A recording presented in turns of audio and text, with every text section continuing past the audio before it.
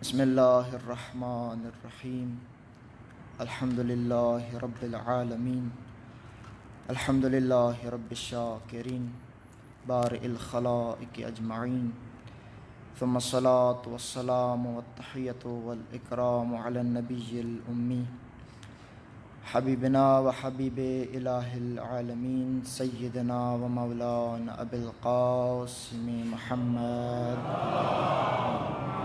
صلی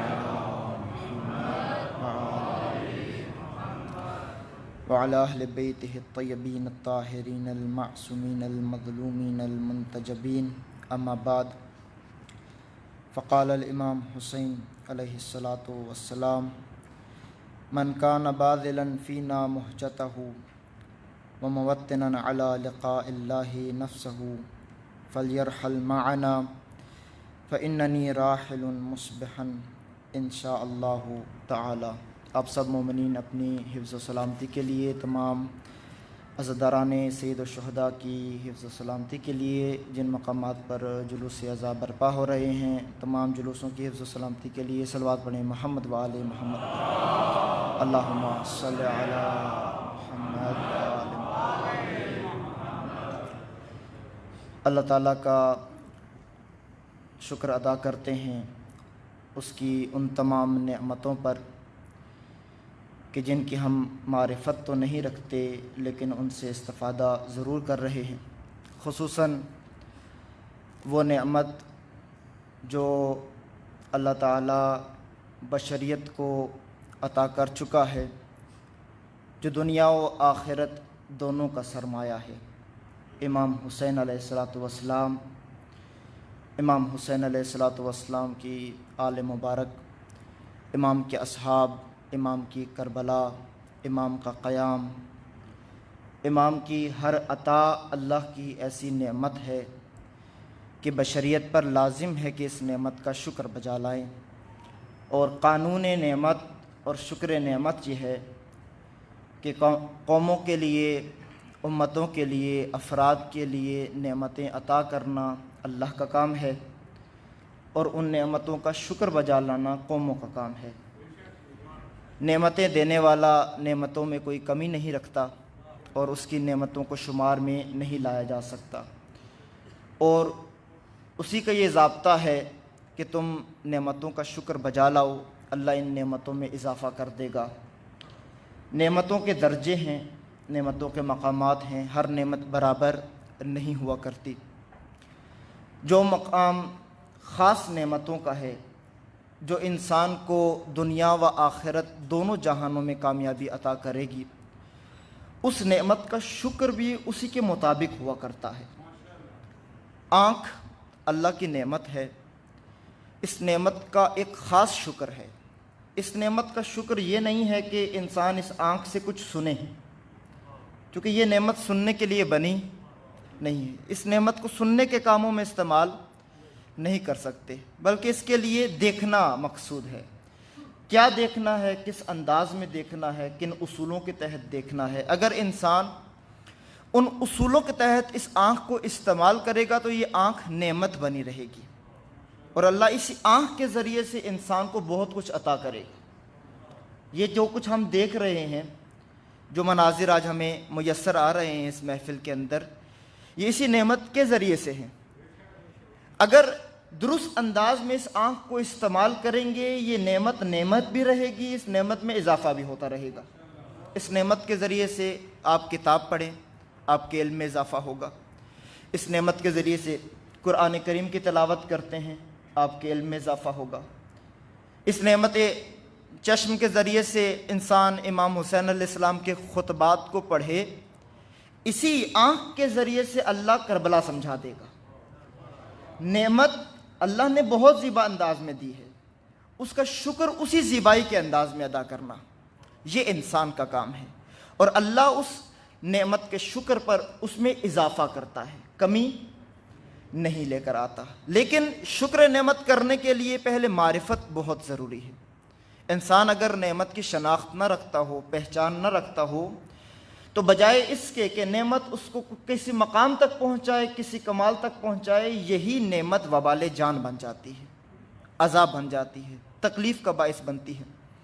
قرآن کریم میں اللہ تعالیٰ نے چند نعمتوں کا ذکر کیا ہے، ان نعمتوں میں سے ایک اولاد ہے۔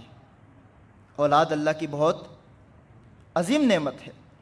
جو صاحبان اولاد نہیں، اللہ تعالیٰ ان کو بے حق امام حسین علیہ السلام اولاد صالح نصیب فرمائے۔ اولاد بہت عظیم نعمت ہے۔ کون جانتا ہے اس نعمت کی قدر جس کی اولاد ہوتی ہے؟ باپ سے پوچھیں بیٹیاں کیا ہوتی ہیں، ماں سے پوچھیں بیٹے کیا ہوتے ہیں، اور جب یہ بچھڑتے ہیں تو ان کی محبت کا آپ عالم دیکھیں کہ ماں کیسے تڑپتی ہے، باپ کیسے تڑپتا ہے، جو خود تکلیف برداشت کر لیتے ہیں لیکن اپنی اولاد کو تکلیف میں نہیں دیکھ سکتے۔ نعمت ہے تو تبھی نا، بہت عظیم نعمت ہے، بہت اہم نعمت ہے۔ یہ نعمت آپ کے حوالے ہوئی ہے، اولاد کی نعمت، اور نعمت دینے والا اللہ تعالیٰ ہے۔ اللہ تعالیٰ نے اس نعمت کو ایک خاص مقصد کے لیے عطا کیا ہے، امانت کے طور پر عطا کیا ہے کہ یہ اولاد اس وقت تک نعمت ہے جب تک یہ اولاد رہے، جب تک یہ اللہ کے بتائے ہوئے اصولوں کے مطابق تربیت حاصل کرے۔ لیکن یہی اولاد جب اللہ کے تربیتی نظام سے ہٹ جائے، تزکیے کے نظام سے ہٹ جائے، الہی تعلیمات سے ہٹ جائے، تو اسلام فقط وہ مذہب ہے، وہ دین ہے جو اولاد کو ماں باپ کا احترام کرنا سکھاتا ہے۔ فقط اسلام۔ آج آپ یورپی دنیا دیکھیں، ماں باپ کی کوئی قدر، کوئی احترام نہیں، بالکل احترام نہیں ہے۔ یہ جس مغرب کو ہم بہت پسند کرتے ہیں، وہاں اقدار کا ایسا جنازہ نکلا ہے کہ ہم اس کی تہ میں نہیں جا سکتے، اندازہ نہیں لگا سکتے۔ علامہ اقبال فرماتے تھے نا کہ یہ جو مشرق آج دل دادا ہوا ہے اس مغرب کا، وہ کس طرح وہ شعر علامہ اقبال کا کہ دیار مغرب کے رہنے والوں، خدا کی بستی دکان نہیں ہے، کھرا جسے تم سمجھ رہے ہو وہی زرے کم عیار ہوگا۔ تمہاری بستی خود آپ خودکشی کرے گی، میرے ذہن سے وہ شعر نکل گیا ہے، یعنی تمہاری تہذیب اپنے ہاتھوں خودکشی کرے گی۔ کیوں؟ چونکہ جس راستے پر تم چلے ہو، جس ٹہنی پر تم نے بسیرا بنایا ہے، آشیاں بنایا ہے، وہ ٹہنی بہت کمزور ہے، اس میں اقدار شامل نہیں۔ اسلام اقدار کا ایک نظام لے کر آیا ہے، اس نظام کے اندر بزرگوں کا احترام لازمی ہے، والدین کا احترام لازمی ہے، لیکن مغرب کی تہذیب سے متاثر ہونے والا جوان آج ماں باپ کا احترام نہیں کرتا، زبان درازی کرتا ہے۔ یہ جو اللہ نے نعمت دی تھی، اہم نعمت، جس نے آپ کی بزرگی میں آپ کا سہارا بننا ہے، آپ کے لیے وسائل فراہم کرنے ہیں، جب آپ بزرگ ہو جاتے ہیں آپ کو کچھ سہارا دینے والا نہیں ہوتا، یہی اولاد آپ کے کام آتی ہے۔ یہ نعمت بگڑ جاتی ہے جب اس کی تربیت درست نہیں ہوتی۔ تو بعض آپ نے بزرگوں سے یہ جملہ سنا ہے، بلکہ بہت سارے بزرگ خود کہتے ہیں اے کاش ایسی اولاد ہم پیدا ہی نہ کرتے۔ بھئی بی بی زہرا سلام اللہ علیہا سے یہ اولاد دعائیں، اللہم صلی علی محمد وعلی محمد، دعائیں کر کر کے اللہ کی بارگاہ میں بی بی کا واسطہ دے دے کر یہ اولاد مانگی ہے، تو اب کیوں اللہ سے کہتے ہیں پروردگارہ اے کاش اس اولاد یہ دیتا ہی نہ تو یہ اولاد؟ کیوں؟ کیونکہ یہ جو نعمت تھی، یہ نعمت شکر میں تبدیل نہیں ہوئی، نقمت بن گئی ہے، عذاب بن گیا ہے۔ یہی نعمت عذاب بن گئی ہے۔ آپ دیکھیں نا، گردے ایک کیا ہے؟ نعمت ہے، ایسا ہے یا نہیں ہے؟ گردے بہت عظیم نعمت ہیں، اور اکثر اللہ نے جو ہمیں نعمتیں دی ہیں ہمیں ان کی طرف توجہ بھی نہیں ہے، ہماری توجہ نہیں ہے، اس لیے شکر کی نوبت بھی نہیں آتی۔ گردہ ایک بہت اس مشینری کے اندر، جسم کی مشینری کے اندر بہت اہم پارٹ ہے۔ اسی کے ذریعے سے خون صاف ہوتا ہے، اسی کے ذریعے سے جسم کا بہت پانی کا نظام چلتا ہے، آکسیجن کا نظام بہت سارا چلتا ہے اسی کے ذریعے سے۔ اسی گردے کے اندر اگر کچرا آ جائے،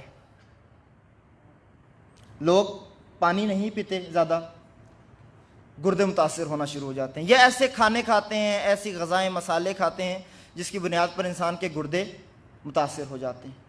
یہ جو نعمت انسان کے جسم کو طاقت دے رہی ہے، اگر اس نعمت کی قدر نہ کی، شکر نعمت نہ کیا تو گردے کا شکر کیا ہے؟ اس نعمت کا شکر کیا ہے؟ اس کی حفاظت کریں، اس کی ضروریات اس کو فراہم کریں۔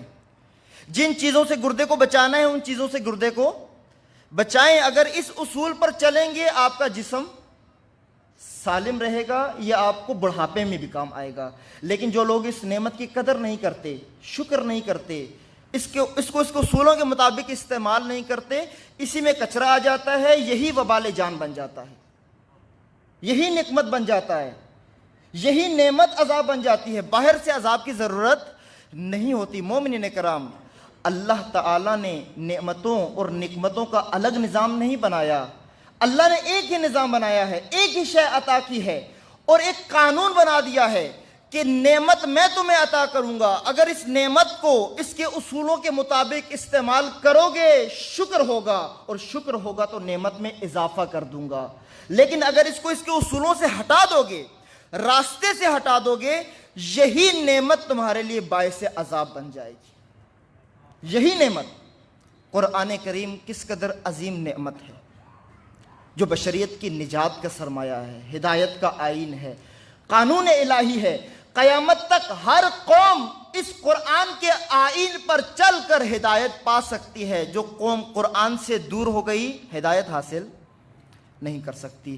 یہ قرآن خود فرما رہا ہے۔ کتنے قاریان قرآن ایسے ہیں کہ جب وہ تلاوت قرآن کر رہے ہوتے ہیں قرآن ان پر لعنت کر رہا ہوتا ہے۔ کیوں؟ کیونکہ قرآن نعمت ہے اور اس کا اپنا ضابطہ ہے، اصول ہے۔ اصول کیا ہے قرآن کا؟ کہ قرآن یہ نعمت اللہ نے خاص مقصد کے لیے بنائی ہے، اس مقصد سے ہٹا کر اس نعمت کو جو استعمال کرے گا یہ نعمت نقمت بن جائے گی۔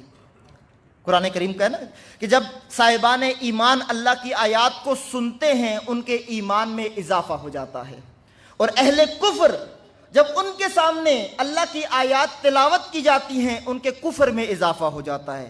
تو مومنین کرام، یہ کیسی بات ہے کہ اہل ایمان کا ایمان بڑھ رہا ہے، اہل کفر کا کفر بڑھ رہا ہے۔ قرآن ایک ہے، آیت ایک ہے، معنی ایک ہے، قرآن لانے والا ایک ہے، قرآن بھیجنے والا ایک ہے۔ ایک کا ایمان بڑھ رہا ہے، ایک کا کفر بڑھ رہا ہے۔ کیوں؟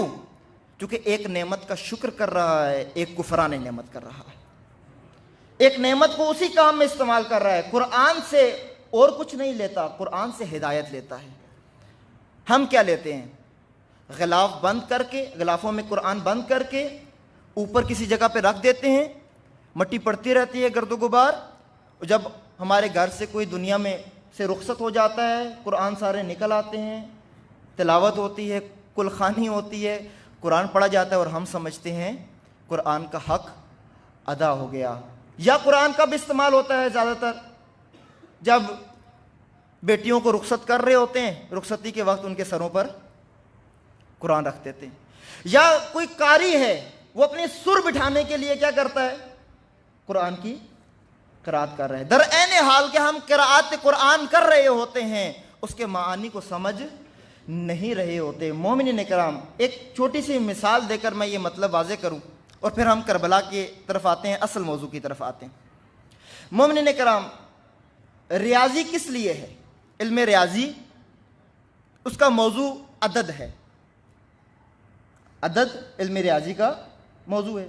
انسان کو اس قابل بنا دیتی ہے کہ انسان حساب کتاب کر سکتا ہے، عقل بہت سارے پیچیدگیوں کو دور کر سکتی ہے۔ زمین کی کیمسٹری سمجھنے کے لیے، اس کی جیومیٹری سمجھنے کے لیے، زمین چلتی کیسے ہے، حرکت کیسے کرتی ہے، یہ زمین و آسمان، یہ نظام شمسی کیسے چل رہا ہے، ریاضی بہت اہم ہے۔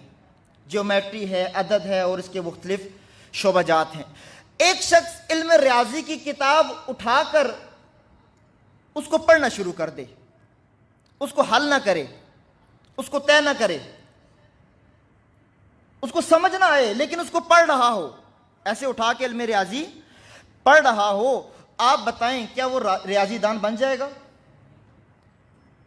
ریاضی دان نہیں بنے گا۔ یا یہ کرے کہ مثلا اس ریاضی کی کتاب سے ہوا لینا شروع کر دے، کیا ریاضی دان بن جائے گا؟ نہیں بنے گا۔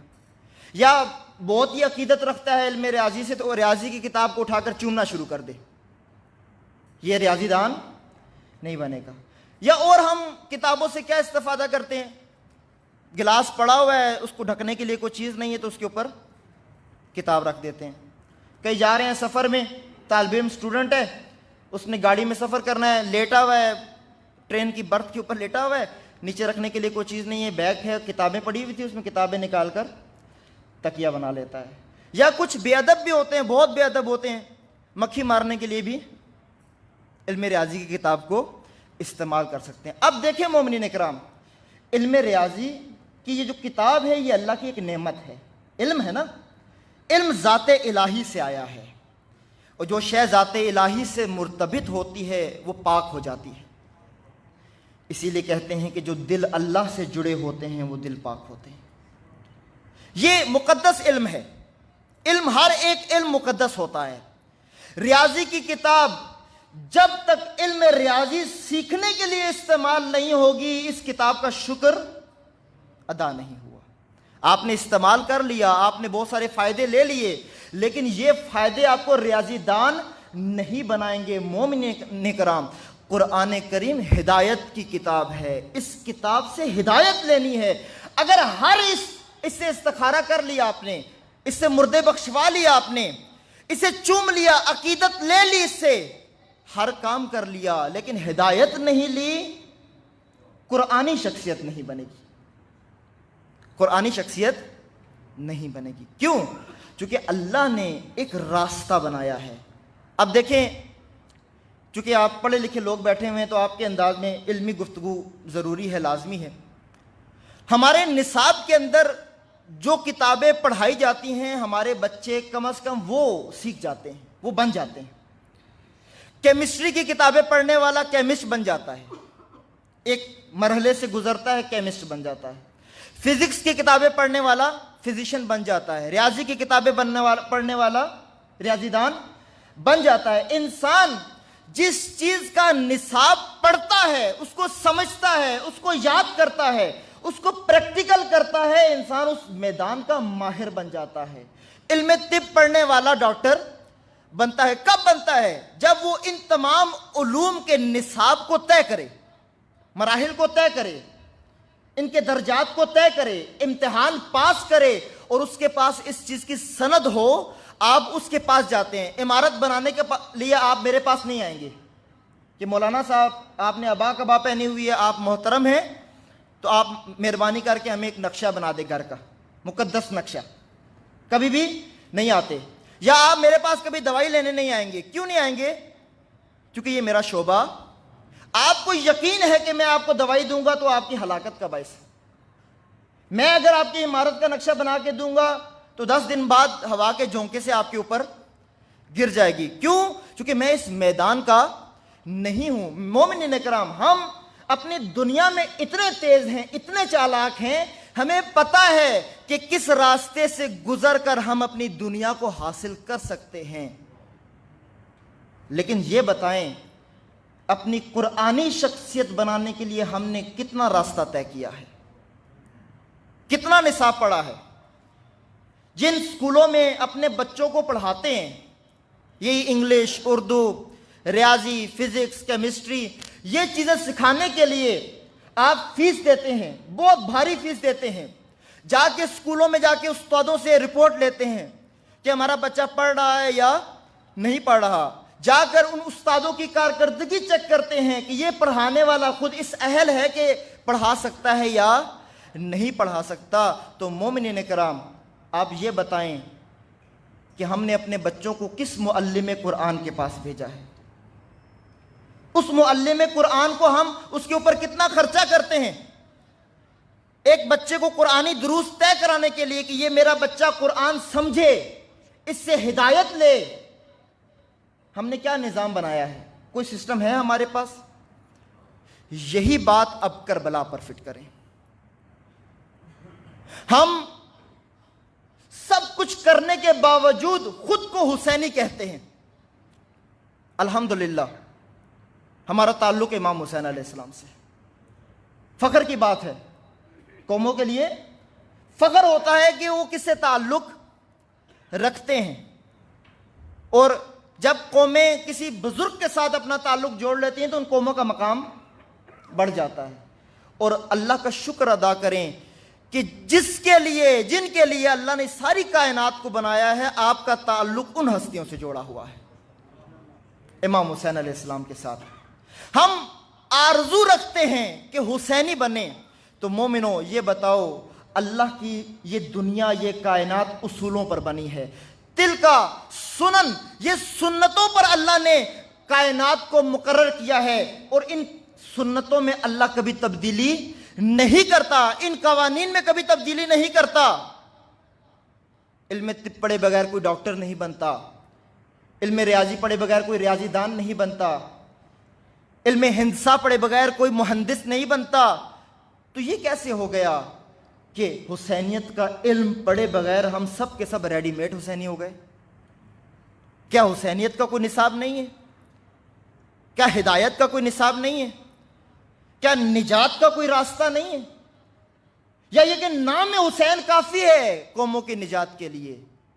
حسین کا کام کرنا ضروری نہیں ہے۔ نا مومنین کرام، یہاں پر آ کر بے بصیرت اور بابصیرت میں فرق ہوتا ہے۔ جو قرآن کریم میں کہا ہے نا کہ وہ لوگ جو علم رکھتے ہیں اور وہ لوگ جو علم نہیں رکھتے، لا یستوون، یہ کبھی برابر نہیں ہو سکتے۔ بھلا دیکھنے والا، بصیرت رکھنے والا، معاملات کو سمجھنے والا، دین کی فہم رکھنے والا کیسے جاہل کے برابر ہو سکتا ہے؟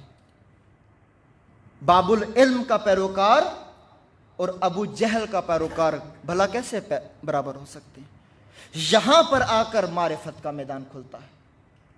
صلوات پڑھیں محمد و آل محمد، اللہم صلی علی محمد و آل۔ لہذا مومنین کرام، امام حسین علیہ السلام اللہ کی دی ہوئی بہت عظیم نعمت ہیں۔ اس نعمت کا ہمیں شکر بجا لانا ہے۔ شکر کیسے کریں گے؟ شکر تب ہوگا جب نعمت کی معرفت ہوگی۔ نعمت کی معرفت کیسے ہوگی؟ امام حسین علیہ السلام کی معرفت کیسی ہوگی؟ کسی خطیب سے ہوگی؟ کسی ذاکر سے ہوگی؟ خیالات سے ہوگی؟ تخیل اور وہم سے امام حسین علیہ السلام کی معرفت ہوگی؟ یا کوئی طریقہ اللہ نے مقرر کیا ہے حسین کی معرفت کا؟ حسین کی معرفت خود حسین علیہ السلام سے ہوگی۔ جو شخص علم ریاضی نہ جانتا ہو وہ کبھی کسی کو علم ریاضی نہیں پڑھا سکتا۔ عقل کا ایک قانون ہے کہ جس شخص کے پاس خود کوئی شے نہ ہو وہ کسی کو عطا نہیں کر سکتا۔ منطق کا اور علم فلسفہ کا قانون ہے کہ فاقد الشیء لیس بمعطٍ، کہ جس شخص کے پاس خود ایک شے نہ ہو کبھی کسی دوسرے کو وہ شے عطا نہیں کر سکتا۔ میرے پاس اگر خود پیسے نہ ہوں میں کسی اور کو پیسے نہیں دے سکتا۔ اسی طرح مومنین کرام، جب تک کسی کے پاس علم نہ ہو وہ کسی اور کو علم نہیں دے سکتا۔ جس کے پاس، جس کے ظرف میں جو ہے وہی دوسرے کو عطا کرے گا۔ مومنین کرام، حسینیت کس کے پاس ہے؟ اصل حسینیت کس کے پاس ہے؟ اصل کربلا کون سمجھتا ہے؟ اصل عاشورہ کس کے پاس ہے؟ اصل عزادار کون ہے؟ اصل ہادی کون ہے؟ امام حسین علیہ السلام۔ کربلا لینی ہے امام حسین علیہ السلام سے، عاشورہ سمجھنا ہے امام حسین علیہ السلام سے، نہضت کربلا، تحریک کربلا امام حسین علیہ السلام کے کلام سے سمجھیں، پھر ہمیں سمجھ آئے گا حسینیت کیا ہوتی ہے۔ ذاکروں اور خطیبوں سے نہ سنیں۔ جب ایک واسطے سے چیز گزر کے آتی ہے تو اس میں بہت ساری ملاوٹ ہو جاتی ہے۔ مومنین کرام، ہمارے ممبروں پر، یہ مقدس ممبر، یہ وراثت رسول صلی اللہ علیہ وآلہ وسلم، اللہم صلی علی محمد وآلہ، یہ ممبر امام علی علیہ السلام ہے، یہ ممبر امام حسن مجتبیٰ علیہ السلام ہے، یہ ممبر امام حسین علیہ السلام کی امانت ہے جو ہمارے ہاتھوں میں ہے۔ اس پر بیٹھنے والا بھی ذمہ دار ہے، اس پر بیٹھنے والے کو سننے والے بھی ذمہ دار ہیں۔ بیٹھنے والا اگر غلط بات کر رہا ہے، دین کے خلاف بول رہا ہے، خائن ہے، خیانت کار ہے، ظالم ہے، اور اگر اس کو سننے والے خاموش تماشائی بنے ہوئے ہیں، یہ اس کے ظلم میں برابر کے شریک۔ نہ ظالم بنو، نہ ظالم کی حمایت کرو، اور ظالم کی حمایت کے لیے یہی کافی ہوتا ہے کہ انسان خاموش تماشائی بنا رہے۔ مومنین کرام، آپ ایمانداری سے بتائیے گا، پاکستان کے اندر، اس مملکت خداداد کے اندر تشیع کے امام بارگاہوں اور مساجد میں جتنے ممبر پڑے ہوئے ہیں، کتنے ممبروں پر اہل حق بیٹھتے ہیں، علماء بیٹھتے ہیں جو درد دین رکھتے ہیں، جن کا پیشہ نہیں ہے یہ عزاداری، جن کی ذمہ داری ہے یہ عزاداری۔ کتنے افراد ہیں، اور کتنے افراد ایسے ہیں جو آ کر اپنی تجارتوں کو چمکاتے ہیں، ان کا کھلا بزنس ہے، اتنا بڑا بزنس ٹیکس فری کہ جس کا کوئی اندازہ نہیں۔ بڑے سے بڑا تاجر محنت کرتا ہے، پورے سال سرمایہ لگاتا ہے، مزدور لگاتا ہے، فیکٹریاں چلاتا ہے، تب جا کر اس کو اتنا پروفٹ حاصل نہیں ہوتا، فائدہ سود حاصل نہیں ہوتا جتنا یہ خطیب، یہ درباری خطیب، یہ تاجر ایک عشرہ محرم میں کما کر چلے جاتے ہیں۔ اس کے لیے دلیل کی ضرورت نہیں ہے، جا کر آپ معاشرے کا سروے کر لیں۔ مومنین کرام، یہ ممبر علم کا ممبر تھا، اس ممبر سے حسینی نصاب تعلیم دیا جانا تھا، امام حسین علیہ السلام کے خطبے تعلیم دیے جاتے تاکہ یہ قوم پہچانتی کہ حسین کیا ہے اور حسین کا شکر کیسے بجایا لایا جاتا ہے۔ اگر شکر حسین کیا ہوتا، اس نعمت کا شکر کیا ہوتا، پاکستان کی یہ حالت نہیں۔ عراقیوں نے اگر امام حسین علیہ السلام، جہاں امام حسین علیہ السلام کا روزہ ہے، شکر کیا ہوتا، کبھی تاریخ عراق میں صدام جیسا لعین برسر اقتدار نہ آتا، اگر ان عراقیوں نے شکر کیا ہوتا۔ مومنین کرام، یہ تعلیم کے ساتھ ہوگا، معرفت کے ساتھ ہوگا، اور جس میدان کے اندر آپ وارد ہو رہے ہیں اس میدان کی معرفت وہی دے سکتا ہے جو اس میدان کا راہی ہے، جو اس میدان کا امام ہے، اور حسینیت کا امام خود امام حسین علیہ السلام ہے۔ لہذا جو یہ دعویٰ کرتا ہے کہ میں حسینی ہوں تو سناؤ، حسینیت کا نصاب سناؤ، امام حسین علیہ السلام کے کلمات سناؤ، امام کے خطبوں کا انتظام کریں، اہتمام کریں۔ یہ وہ چیز ہے جو ایک مومن کو لشکر یزید سے نکال کر لشکر حسین میں لے آتی ہے۔ مومنین کرام، یہ بہت اہم نقطہ ہے، انشاءاللہ آگے جا کے ذکر کروں گا کہ یہ میں کس کی مثال دے رہا ہوں، کہ ایک شخص کربلا میں ایسا ہے کہ لشکر یزید سے نکل کر لشکر حسین میں آیا ہے۔ اتنا فرق پڑا ہے، کس چیز کی وجہ سے؟ صرف معرفت کی وجہ سے۔ نعمت کی معرفت جب انسان کو ہو جاتی ہے، شکر کا سلیقہ آ جاتا ہے اور شکر کا طریقہ آ جاتا ہے۔ اور مومنوں، حسین، اس نعمت کا شکر اس لیے بھی لازم ہے کہ حسین کو، امام حسین علیہ السلام کو اللہ نے جو نعمتیں دی تھیں، حسین نے ان کا ایسا شکر ادا کیا ہے کہ قیامت تک پوری بشریت اش اش کرتی رہ جائے، اندازہ نہیں لگا سکتی کہ حسین نے کس انداز میں شکر نعمت کیا ہے۔ علی اکبر جیسا بیٹا کسی کے پاس نہیں ہے، علی اصغر جیسا بیٹا کسی کے پاس نہیں ہے، زہرا زادیوں جیسی کوئی مخدرات نہیں، یہ سب نعمتیں ہیں، اور حسین سب کچھ لے کر کربلا میں آئے اور ایسا شکر کیا ہے حسین نے، خدا کی بارگاہ میں کہہ رہے ہیں، خدایا ان قربانیوں کو قبول فرما اپنی بارگاہ میں، حسین تجھ سے راضی، تو حسین سے راضی۔ اور دیکھیں مومنین کرام، ہمیں صرف کربلا میں مصیبتیں اور مصائب نظر آتے ہیں، زہرا زادی سے جب پوچھا گیا اور ان سے کہا گیا کہ دیکھو خدا نے کیا کیا ہے تمہارے ساتھ، کیا چمن سارا اجاڑ دیا ہے، تو زہرا زادی کہتی ہے وما رأیتہ الا جمیلا، کہ زینب کی نگاہ سے دیکھو تو تمہیں کربلا میں جمال کے علاوہ کچھ نظر نہیں آئے گا۔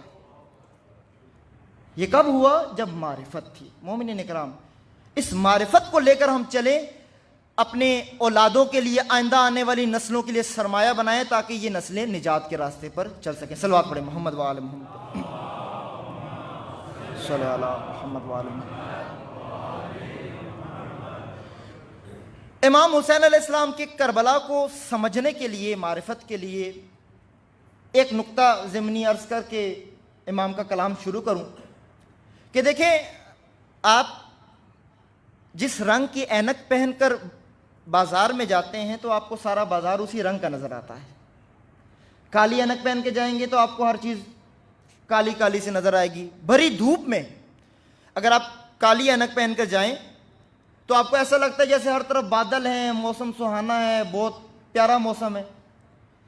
پیلے رنگ کا شیشہ اگر لگا ہوا اینک پر، آپ کو سارا سامان کون سا نظر آتا ہے؟ پیلا۔ زرد ہو تو زرد، سرخ ہو تو سرخ، سبز ہو تو سبز۔ غرض جو سے رنگ کی انسان اینک پہنتا ہے سارا سامان ویسا نظر آتا ہے۔ کب باہر کا منظر درست نظر آتا ہے؟ جب دو چیزیں ہوں، ایک انسان کی آنکھ ٹھیک ہو اور دوسرا اس کے اوپر کوئی اور اینک نہ ہو، پھر انسان کو اصل منظر نظر آتا ہے۔ مومنین اکرام، کربلا کو سمجھنے کے لیے، امام حسین علیہ السلام کو سمجھنے کے لیے چند اینکوں کو اتارنا بہت ضروری ہے۔ چند اینکیں جب تک اتریں گی نہیں، معرفت کا دروازہ کھلے گا نہیں۔ سب سے پہلی اینک جو انسان نے تھوڑی دیر کے لیے اتارنی ہے وہ عقیدت کی اینک ہے۔ وہ عقیدت جو آباء و اجداد سے ملی ہے۔ مومنین اکرام، میں ذکر کروں گا، ایک عقیدت وہ ہے جو معرفت کے بغیر ہے، ایک عقیدت وہ ہے جو معرفت کے بعد آتی ہے۔ وہ عقیدت جو معرفت کے بغیر ہے، ریڈی میڈ عقیدت، چونکہ میرے ماں باپ امام حسین علیہ السلام کو چاہتے ہیں، میں بھی امام حسین علیہ السلام کو چاہتا ہوں، اس میں میرا کوئی کمال نہیں۔ اس شخص کا کیا قصور جو بیچارہ کسی ناسبی کے گھر پیدا ہو گیا اور اس نے پوری زندگی اہل البیت علیہم الصلوۃ والسلام پر سب و شتم کو سنا ہو، وہ خواہ کیا کرے گا؟ سب و شتم کرے گا۔ کیوں؟ کیونکہ وہ اس عقیدت کے میدان سے گزر کے گیا ہے۔ ہم اکثریت اس لیے عقیدت رکھتے ہیں امام حسین علیہ السلام سے چونکہ ہمارے ماں باپ عقیدت رکھتے ہیں، معرفت نہیں رکھتے۔ لیکن ایک عقیدت وہ ہوتی ہے جو حبیب ابن مظاہر کے پاس ہے، ایک عقیدت وہ ہے جو حر کے دل میں پیدا ہوئی ہے، ایک عقیدت وہ ہے جو زہیر ابن قین کے دل میں پیدا ہوئی ہے، ایک عقیدت وہ ہے جو جناب عباس کے پاس ہے، ایک عقیدت وہ ہے جو جناب علی اکبر کے پاس ہے۔ مومنین اکرام، کیا فرق ہے ان عقیدتوں میں کہ جب انسان بغیر معرفت کے عقیدت رکھتا ہو تو حسین کو کوفہ بلا کر تنہا چھوڑ دیتا ہے، اور جب معرفت کے بعد انسان کے دل میں عقیدت آتی ہے تو یزید کا لشکر چھوڑ کر حر کی طرح حسین کے لشکر میں آ جاتا ہے۔ یہ فرق پڑتا ہے کب؟ جب انسان آباء و اجداد کی دی ہوئی عقیدت کو اتار کر معرفت حاصل کرتا ہے۔ ایک دفعہ ساری اینکیں اتاریں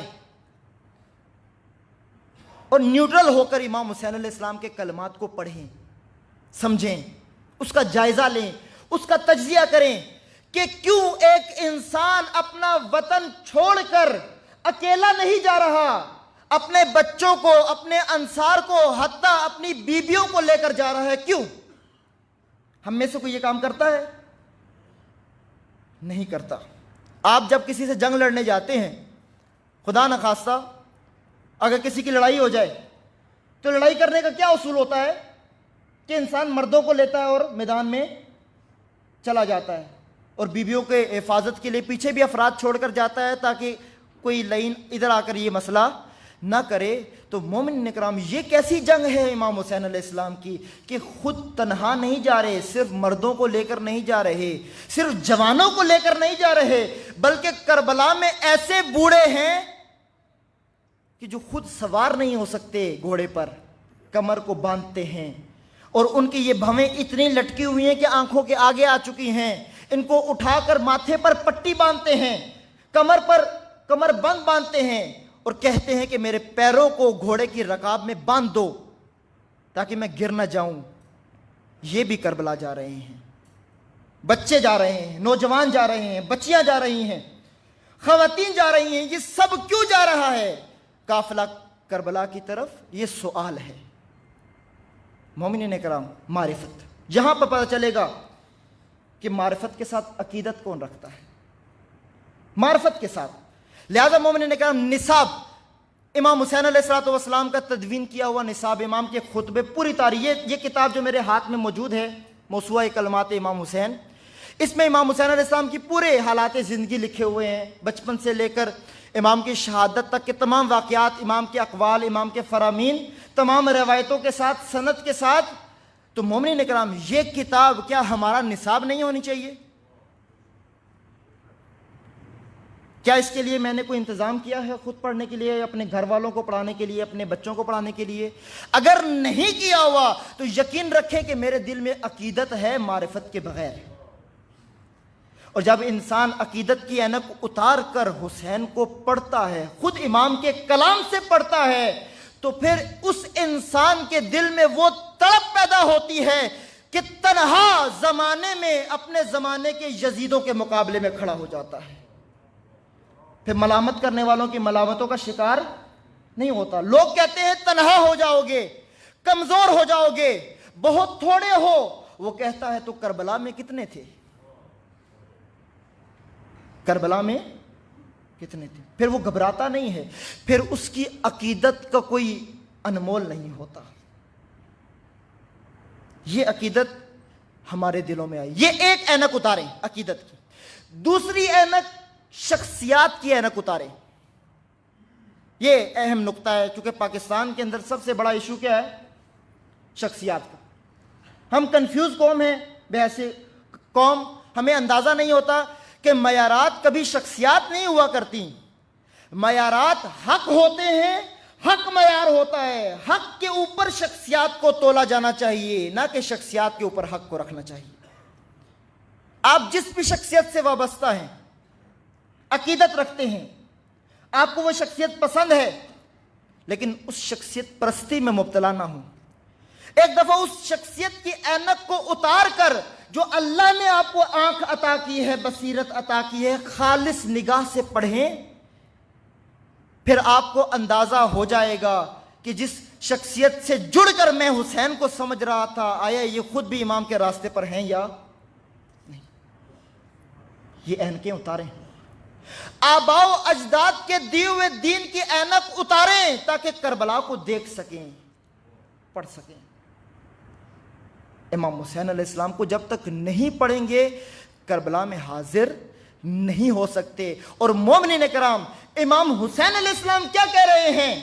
من کان باذلا فینا مہجتہ وموطنا علی لقاء اللہ نفسہ فلیرحل معنا۔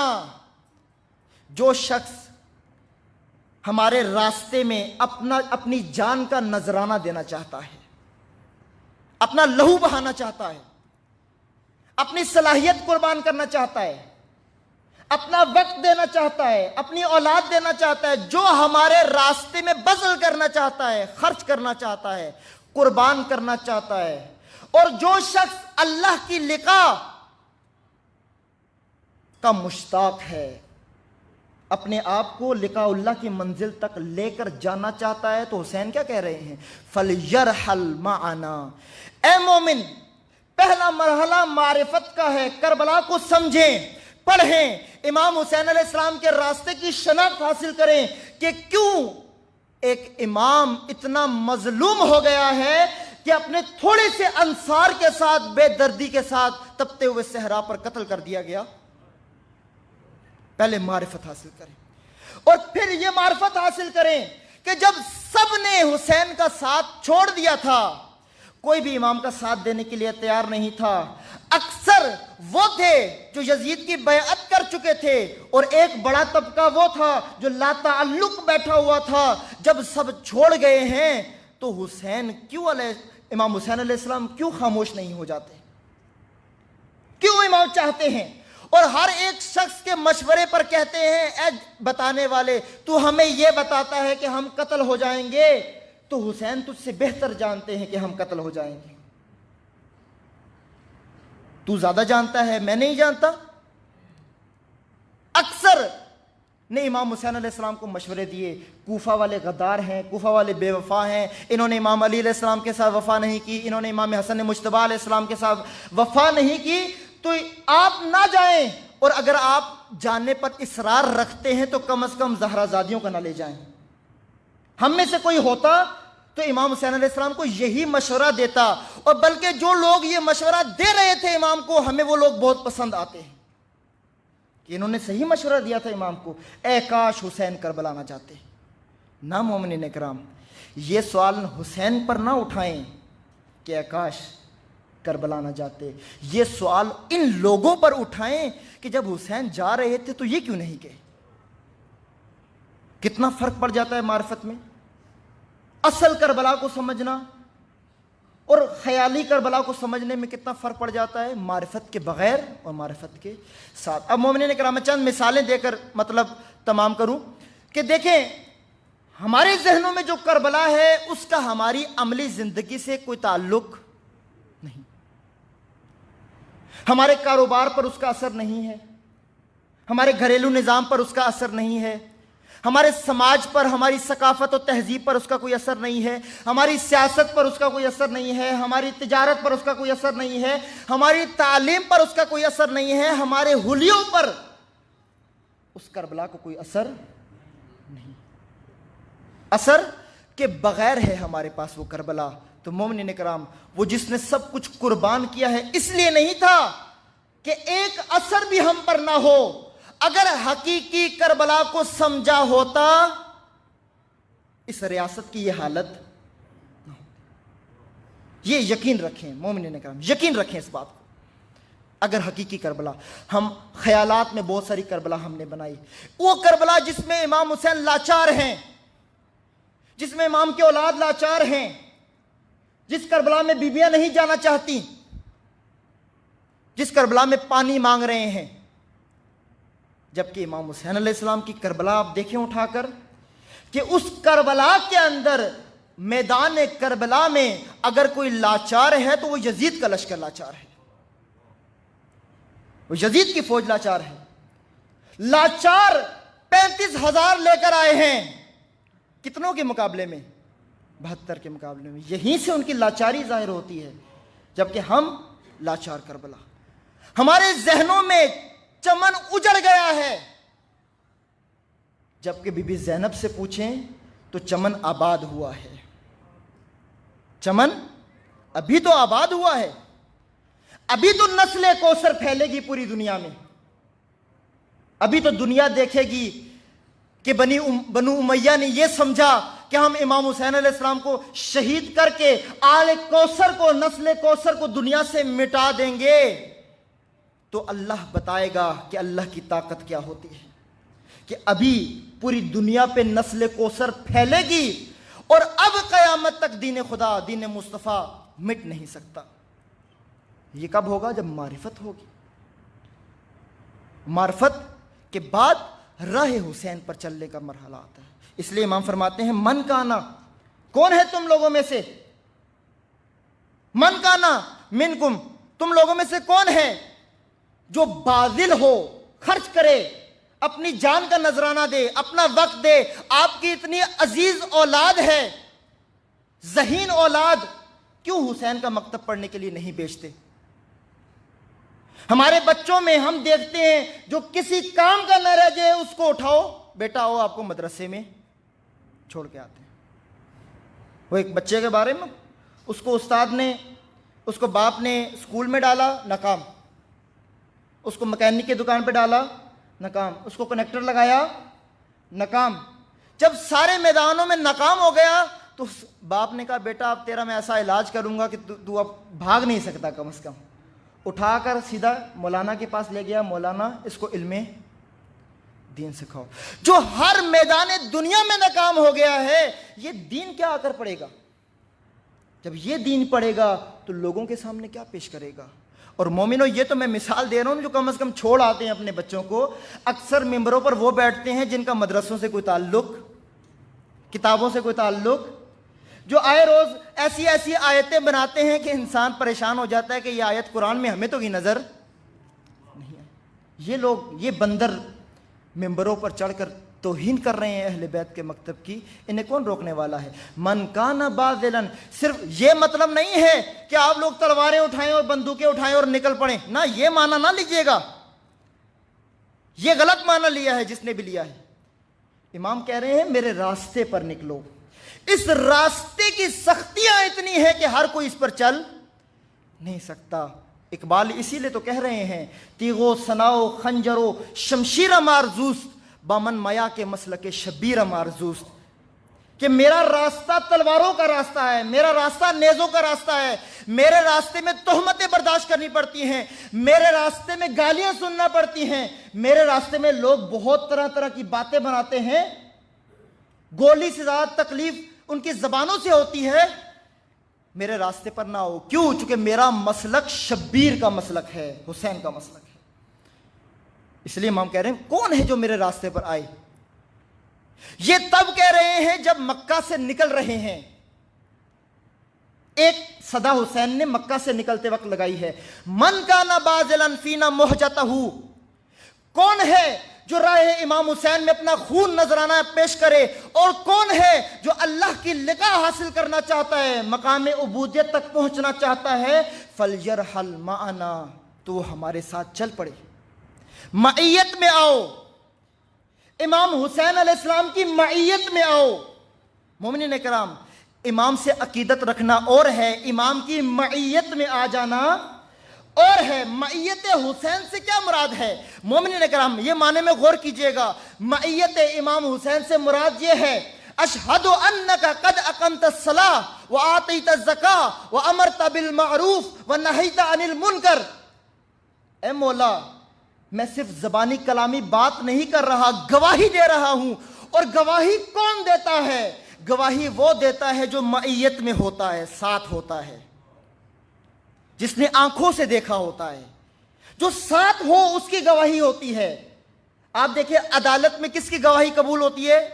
جو عینی شاہد ہو، جس نے خود وہ منظر دیکھا ہوا ہو۔ اور کربلا کا منظر کون بیان کر سکتا ہے؟ جو معیت امام حسین میں ہو، ساتھ ہو۔ ساتھ کس طرح؟ اے مولا میں گواہی دیتا ہوں آپ نے نماز قائم کی ہے، آپ کے پیچھے میں بھی نماز قائم کر رہا ہوں۔ آپ نے زکوٰۃ قائم کیا ہے، نظام زکوٰۃ قائم کیا ہے، زکوٰۃ ادا کی ہے، گواہی دیتا ہوں مولا میں بھی زکوٰۃ ادا کر رہا ہوں۔ اے مولا میں گواہی دیتا ہوں آپ نے امر بالمعروف کیا ہے۔ اے مومن، اگر معیت حسین میں ہو تو آپ بھی امر بالمعروف کرو، وَنَهِيتَ عَنِ الْمُنْكَرِ، مولا میں گواہی دے رہا ہوں آپ نے نہی عن المنکر کیا، میں کر رہا ہوں نہی عن المنکر۔ اگر میں نہیں کر رہا، نماز قائم نہیں کرتا، زکوٰۃ ادا نہیں کرتا، امر بالمعروف نہیں کرتا، معاشرے کے فساد کو دور نہیں کرتا، خاموش ہوں، میں شہادت نہیں دے رہا، میں جھوٹ بول رہا ہوں، جھوٹ بول رہا ہوں۔ جس طرح قرآن میں کہا ہے نا کہ یہ کچھ منافقین اے رسول آپ کے پاس آ کر کہتے ہیں کہ آپ اللہ کے رسول ہیں، اے رسول ان سے کہہ دو کہ اللہ گواہی دیتا ہے کہ آپ اللہ کے رسول ہیں، لیکن یہ جھوٹ بولتے ہیں۔ چونکہ ان کا کردار بتاتا ہے، ان کے اعمال بتاتے ہیں، یہ آپ کی معیت میں نہیں ہیں، آپ کے ہمراہ نہیں چل رہے، آپ کے ہمراہ نہیں ہیں، یہ ظاہراً ان کے جسم آپ کے ساتھ ہیں، ان کے دل پراکندہ ہیں۔ اس لیے امام حسین علیہ السلام سے ایک کوفی نے آ کر ملاقات کی، آ کر پوچھتا ہے مولا نے اس سے پوچھا کہ بتاؤ کوفہ والوں کا کیا حال ہے؟ تو کہتا ہے قلوبہم معکا وایدیہم علیکا، اے مولا حسین برا نہ منائیے گا، ان کے دل تو آپ کے ساتھ ہیں، ان کی تلواریں آپ کے خلاف ہیں، ان کے اعمال آپ کے خلاف ہیں، ان کے کردار آپ کے خلاف ہیں۔ مومنین کرام، امام عصر کے ساتھ آج ہم استغاثے کرتے ہیں، مولا جلدی سے آ جائیے، ملائکہ ہمارا پیغام لے جاتے ہیں۔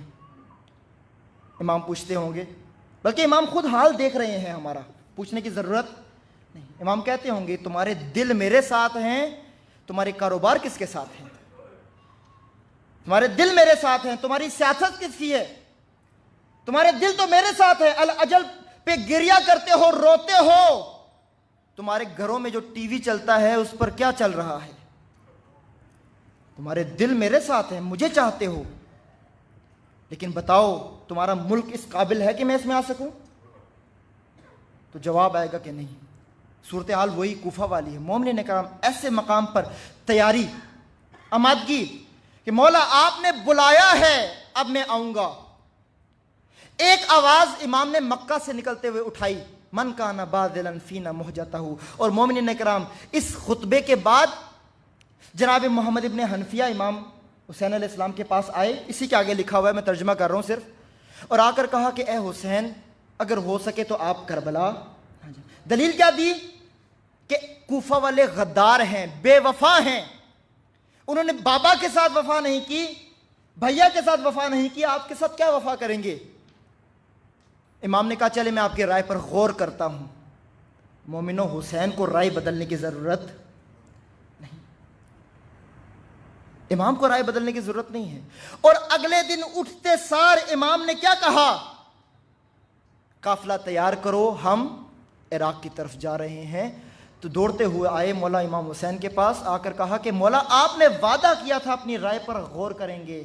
تو امام حسین علیہ السلام فرماتے ہیں، اے محمد جب آپ یہاں سے گئے تو میرے پاس رسول اللہ آئے اور آ کر کہا، اے حسین اللہ کی اب یہی مرضی ہے کہ وہ آپ کو ذبح ہوتے دیکھے گا۔ پھر درخواست کی کہ اگر آپ جانا ہی ہے آپ نے تو کم از کم بیویوں کو نہ لے جائیں۔ حسین کہتے ہیں کہ اللہ کی اب یہ مشیت بن گئی ہے، اب دین مصطفیٰ زہرا زادیوں کی چادروں کے بغیر نہیں بچ سکتا۔ اللہ کی مشیت یہ ہے کہ اللہ ان کو اسیر دیکھے گا۔ کیوں ہوا یہ سب؟ قوم یہ اس حالت پہ کیوں پہنچ گئی کہ انہی اصحاب کے رسول کی نواسیاں کوچہ و بازار میں پھرائی گئیں بغیر رداؤں کے؟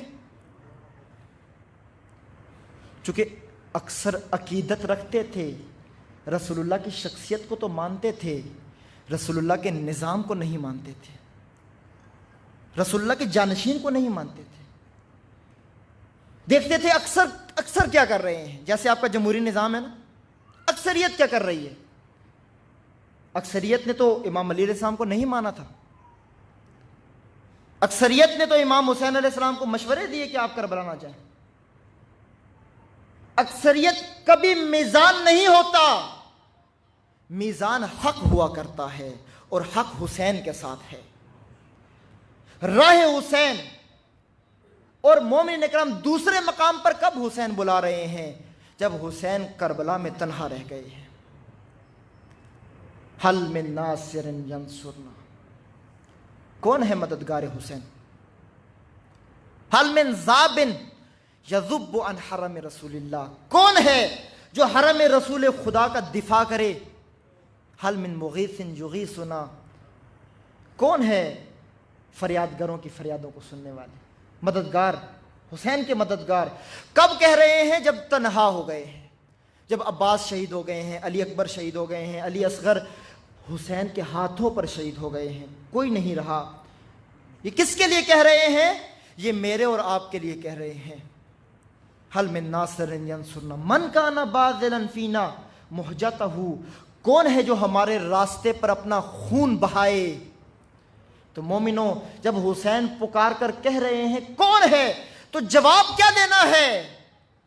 مولا ہم ہیں، ہم وعدہ کرتے ہیں ہم آپ کے راستے پر چلیں گے، ہم صرف مانگنے والے نہیں بنیں گے، ہم جان کا نذرانہ دینے والے بنیں گے۔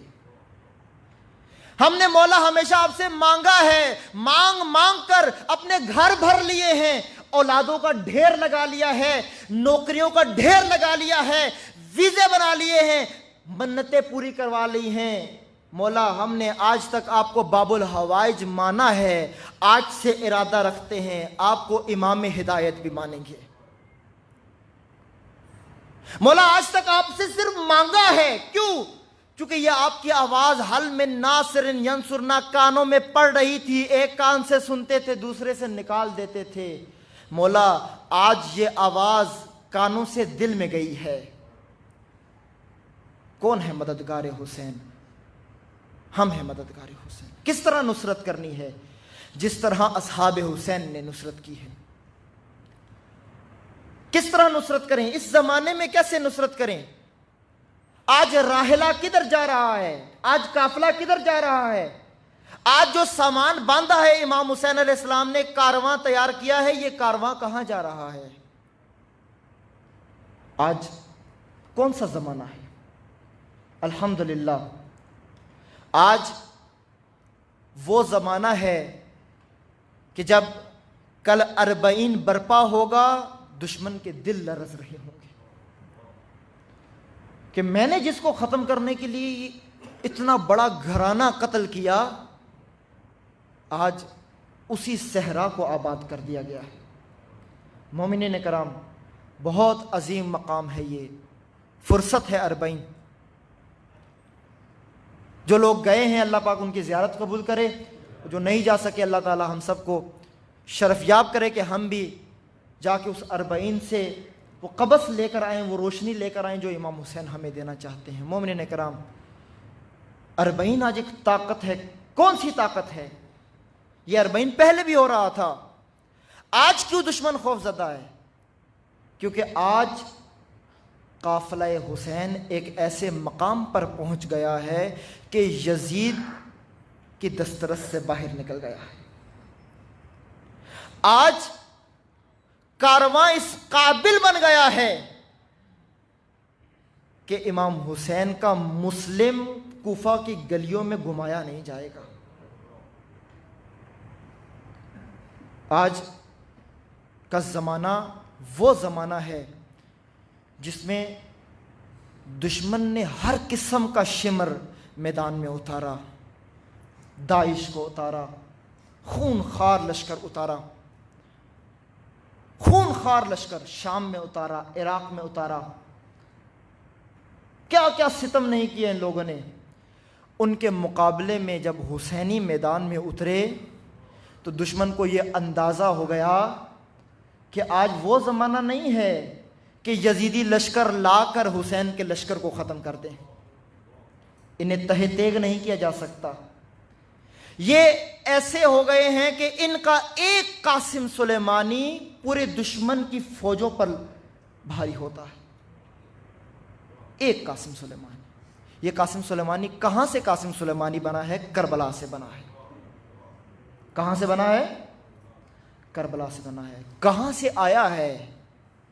یہ اس رہبر کے پاس سے آیا ہے جس کے اوپر امام عصر کا سایہ ہے۔ یہ ملتیں، یہ قومیں، ان قوموں نے صرف زبان سے یا حسین نہیں کیا، بلکہ ان قوموں کے اندر خمینی بت شکن نے آ کر یہ کہا کہ جس حسین کا نام لیتے ہو اس حسین کی معیت میں آ جاؤ، ساتھ آ جاؤ۔ جب یہ قوم امام حسین کے ساتھ آ گئی، اس قوم نے لاکھوں شہید دیے، لاکھوں قربان کیے، لاکھوں زخمی ہوئے۔ آج تک یہ قوم شہداء پرور قوم ہے، شہید دے رہی ہے۔ اس 40 سے دشمن کیوں خوف زدہ ہے کہ اگر ایک 40 اس راستے پر ہو گیا جو راستہ امام خمینی بتا کر گئے تھے، جو در حقیقت کربلا کا راستہ ہے، حسین کا راستہ ہے، وہ راستہ جس کے بارے میں امام حسین کہہ رہے ہیں من کان باذلا فینا مہجتہ، کون ہے تم میں سے جو حسین کے راستے میں اپنا خون بہائے؟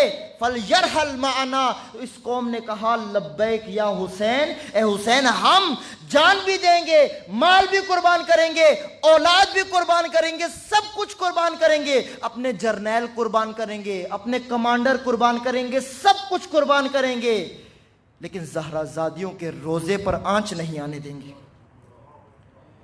دشمن کی کیا اوقات کہ وہ امام حسین علیہ السلام کے روزے تک پہنچ سکے۔ مومنو، یہی تو تھے کربلا میں کہ جب تک زندہ تھے کوئی تیر حسین کو نہیں لگا، کوئی تیر حسین کو نہیں لگا۔ مومنو، یہ ہے قافلہ، یہ ہے کارواں۔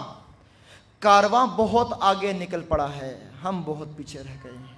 ملت پاکستان کو نجات امام حسین دے سکتے ہیں۔ راستہ امام حسین کا اس زمانے میں جس شخصیت نے کھولا ہے، اس آل رسول میں سے اس سید کا نام سید روح اللہ خمینی ہے۔ یہ حق ہے۔ دشمن اسی سے ڈرتا ہے۔ دشمن ہماری رسموں سے نہیں ڈرتا، دشمن افراد کی کثرت سے نہیں ڈرتا، دشمن ان سے نہیں ڈرتا جو امام حسین علیہ السلام کو صرف باب الحوائج مانتے ہیں۔ دشمن ان سے ڈرتا ہے جو حسین کے آگے لب نہیں کھولتے، جہاں حسین جاتے ہیں حسین کے ساتھ ساتھ چلے جاتے ہیں۔ دشمن عباس علمدار سے ڈرتا ہے۔ کیوں؟ اور بھی بھائی تھے امام حسین کے، پیچھے رہ گئے۔ عباس بھی بھائی ہے حسین کا۔ کیسا بھائی ہے عباس کہ آخری وقت جب کٹے ہوئے بازوؤں کے ساتھ زمین پر گرے نا، امام حسین علیہ السلام دوڑتے ہوئے عباس کا سر لے کر اپنے زانوں پر رکھتے ہیں۔ کچھ فرمائشیں عباس کرتے ہیں، ایک فرمائش حسین نے کی ہے۔ عباس نے کہا، اے مولا میرے لاشے کو اٹھا کر گنج شہداء میں نہ لے جانا۔ عباس شرمندہ ہو جائے گا سکینہ کے سامنے کہ میں وعدہ کر کے آیا تھا پانی لے کر آؤں گا، میں شرمندہ ہوں گا، میرا لاشا نہ لے جانا، مجھے یہیں چھوڑ کر میرا علم لے جانا۔ مومنو، امام حسین نے کیا فرمائش کی ہے؟ اے عباس، اے میرے با وفا عباس، تو نے جب بھی حسین کو پکارا ہے مولا کہہ کے پکارا ہے، آج حسین چاہتا ہے حسین کو بھیا کہہ کے پکارو۔ ایسا عباس کربلا میں حسین کے ساتھ ہے۔ مومنوں، یہ 40 منسوب ہے جناب زینب اولیاء سلام اللہ علیہا سے۔ وہ عظیم مخدرہ، وہ عظیم خاتون زہرا کی بیٹی کہ اگر نہ ہوتی نا کربلا کا ذکر نہ ہوتا، آج آپ کو رونے کی توفیق بھی نہ ملتی۔ تمام امتوں کو شکریہ ادا کرنا چاہیے ثانیہ زہرا کا۔ مومنوں، کربلا میں زہرا کی بیٹی نے کیا دیکھا ہے؟ کربلا میں زہرا کی بیٹی نے ایک وقت میں خیمے سے نکل کر دیکھا ہے حسین تیروں کے اوپر گرا ہوا ہے، اور اتنا نحیف ہو گیا ہے حسین کہ ریت کا ٹیلا لے کر، ٹیلا بنا کر سر رکھ کے سجدہ کر رہا ہے۔ جب زہرا کی بیٹی یہ منظر دیکھ رہی ہے، مولا حسین نے دیکھ کر اشارہ کر کے کہا، اے بہن زین، ابھی دیکھنے کا وقت نہیں آیا، ابھی حسین زندہ ہے۔ حسین کی غیرت کو یہ گوارا نہیں کرتا کسی نامحرم کی نگاہ پر پڑ جائے۔ پھر مومنوں، جب آخری وقت شمر لعین پشت حسین پر آ کر بیٹھا ہے، اب پھر 70 قدم پر ٹیلہ زینبیہ پر زینب کھڑی ہو کر دیکھ رہی ہے کہ لعین ایک ایسا خنجر لے کر آیا ہے جس سے جانور بھی ذبح نہیں ہوتے، اور پشت حسین پر بیٹھ کر پشت سے خنجر چلا رہا ہے اور 7 تکبیریں پڑھ رہا ہے۔ مومنوں، جب یہ منظر زہرا زادی نے دیکھا ہے، زہرا زادی کا دل پھٹ گیا۔ کہتی ہے، اے لعین، تو نہیں جانتا تو کہاں سوار ہوا ہے۔ مومنوں، اس زہرا زادی نے اور کیا مناظر دیکھے ہیں۔ مومنین کرام، لاشیں جب کربلا میں گرا دیے گئے اور کربلا ہو گئی، عاشور برپا ہو گیا، ان لعینوں نے گھوڑوں کو تیار کیا، گھوڑوں کا ایک جمع غفیر تیار کیا اور اس لشکر کا ایک سالار مقرر کیا لعین عمر سعد نے، اور کہا کہ ہر لاشے پر 2 گھوڑے چلانا۔ مومنوں، ہر لاشا رکھا جاتا تھا، گھوڑے دوڑائے جاتے تھے، لاشیں پامال ہو جاتے تھے۔ جب سب لاشیں پامال ہو گئے، تنہا زہرا کے بیٹے کا لاشا رہ گیا ہے۔ لعین کہتا ہے 2 گھوڑے نہیں 10 گھوڑے لے کر آؤ۔ 5 ایک طرف سے دوڑانا، 5 دوسری طرف سے دوڑانا، اس قدر حسین کا لاشا پامال کیا۔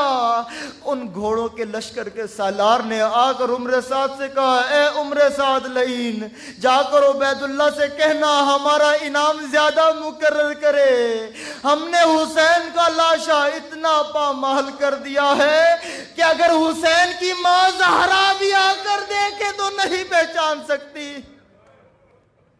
حسین کی ماں زہرا بھی نہیں پہچان سکتی۔ مومنو، وہ لاشا واقعاً اتنا پامال ہو گیا تھا کہ واقعاً اگر مادر زہرا، مادر حسین آ جاتی تو آ کر وہی کہتی جو زینب علیہ آ کر بھیا کے لاشے پر کہہ رہی ہے۔ مومنو، لیکن میں کہوں گا ایک کربلا میں حسین کی بیٹی ہے جس کا نام ہے سکینہ، وہ بابا سے اتنی محبت کرتی ہے کہ ایسا پامال لاشا بھی پہچان جاتی ہے۔ جب لعینوں نے خیموں پہ حملہ کیا، بچے کربلا کی طرف میدان میں دوڑے، مقتل کی طرف دوڑے، کوئی بچہ کسی گھوڑے کے ٹاپوں تلے روندا گیا، کوئی بچہ کسی صحرا کے ٹیلے پر سویا ہوا ملا۔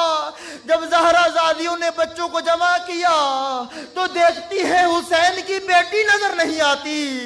سکینہ سکینہ کی صدائیں دیتے ہوئے مقتل کی طرف جاتی ہیں تو مومنو، زہرا کی بیٹی زینب علیہ اس جگہ جاتی ہے جہاں تنہا لاشا پڑا ہوا ہے، سب لاشیں ایک طرف ہے، وہ لاشا اکیلا پڑا ہوا ہے۔ کیا دیکھتی ہیں؟ ایک ننھی سی بچی ہے، ایک پامال لاشے کے سینے پہ سر رکھ کے سو رہی ہے۔ جاتی ہے، جا کر جناب سکینہ کو اٹھا کر بوسہ دیتی ہے، سینے سے لگا کر پیار کر کے کہتی ہے، اے سکینہ، جس لاشے کے سینے پہ تو سر رکھ کے سو رہی ہے ذرا اس کا حال تو دیکھو، کوئی مقام ایسا نہیں ہے جہاں زخم نہ ہو، ہڈیاں چکنا چور ہو گئی ہیں۔ اے سکینہ، لاشوں کو تو چہرے دیکھ کر پہچانا جاتا ہے، اس لاشے کا تو سر ہی نہیں ہے۔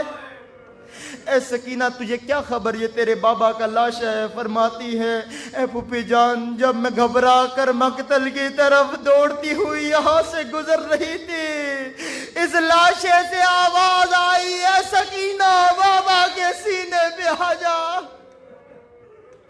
تجھے کہیں نیند نہیں آتی؟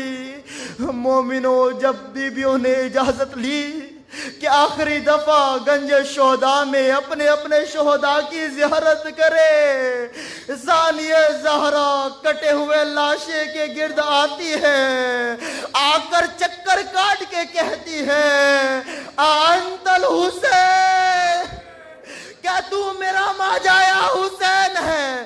کیا یہ وہی لاشا ہے؟ یہ وہی گردن ہے جہاں رسول بوسہ دیا کرتے تھے، جہاں مادر گرامی زہرا بوسہ دیا کرتی تھی۔ مومنو، آخری وقت میں زینب کربلا سے کیسے گزری ہیں؟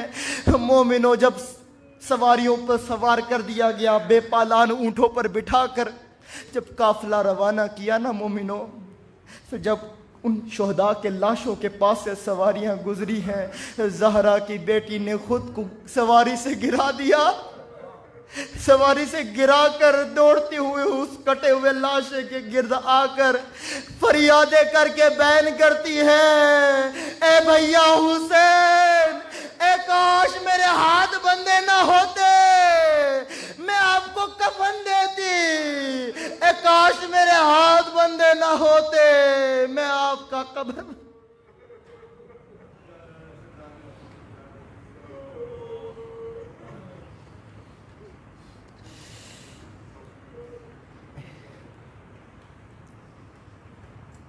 الا لعنت اللہ علی القوم الظالمین، سیعلم الذین ظلموا ای منقلب ینقلبون۔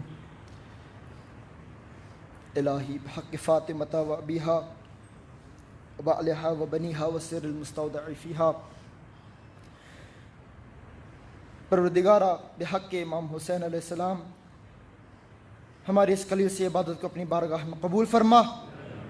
پروردگارہ ہم سب کی توفیقات خیر میں اضافہ فرما، حاضرین محفل کے پرسہ کو اپنی بارگاہ میں قبول فرما، ہمارے اس عزاداری کو شرف قبولیت عطا فرما، ہم سب کو حقیقی عزادار بننے کی توفیق عطا فرما، حاضرین محفل کے توفیقات خیر میں اضافہ فرما، ہمارے مرحومین کو جوار محمد و آل محمد جگہ عطا فرما، جن مومنین نے انتظام کیا ہے مجلس کا، پروردگارہ ان کے مرحومین کو جنت الفردوس میں اعلیٰ مقام نصیب فرما، انہیں شفاعت محمد و آل محمد نصیب فرما، پروردگارہ ہم سب کے رزق و روزی میں برکت عطا فرما، تمام پریشان حال مومنین و مومنات کی پریشانیوں کو دور فرما، تمام بیماروں کو شفاء عاجلہ و کاملہ عطا فرما، بے روزگاروں کے روزگار میں اضافہ فرما، بے اولادوں کو اولاد صالح نصیب فرما، پروردگارہ ہم سب کو سیرت محمد و آل محمد پر عمل پیرا ہونے کی توفیق عطا فرما، قرآن کریم پڑھنے سمجھنے اس پر عمل پیرا ہونے کی توفیق عطا فرما، اپنے زمانے کو سمجھنے کی توفیق عطا فرما، اپنے زمانے کے مطابق راہ امام حسین علیہ السلام پر چلنے کی توفیق عطا فرما،